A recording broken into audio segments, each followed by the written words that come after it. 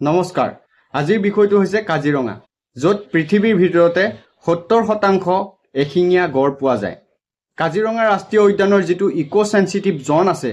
সেই eco sensitive জোনটো আছিল প্ৰায় 10 কিলোমিটাৰ এতিয়া চৰকাৰখনে এটা সিদ্ধান্ত গ্ৰহণ কৰিছে যে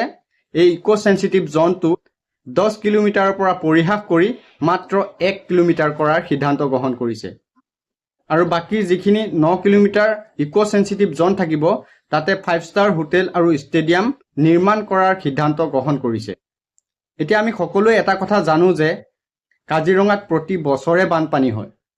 আৰু কাজিৰঙাত যেতিয়া বানপানী হয় তেতিয়া তাৰ জীৱ-জন্তুবোৰ উখ নিৰাপদ ঠাইলৈ গতি কৰিবলৈ আৰম্ভ কৰে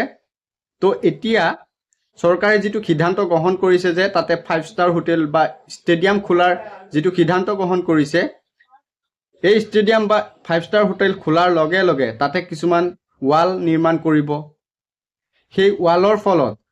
যেতিয়া বানপানী হ'ব সেই জীৱ-জন্তুবোৰ ক'ত যাব সেই বেৰিকেডবোৰ লগোৱাৰ ফলত জীৱ-জন্তুবোৰ উখ নিৰাপদ ঠাইলৈ যাব নোৱাৰি তাতে হাজাৰ হাজাৰ জীৱ-জন্তুৰ মৃত্যুমুখত পৰিব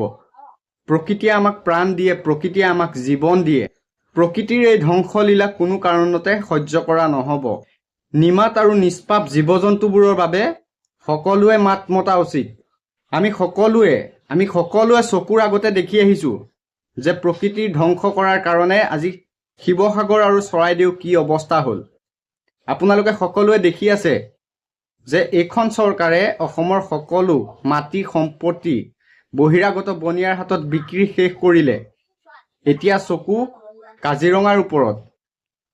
এতিয়াই যদি খাৰ নোপোৱা এতিয়াই যদি মাত নামাতা এই অসমখন কিন্তু এদিন অসম হৈ নাথাকিব ধন্যবাদ জয় আই অসম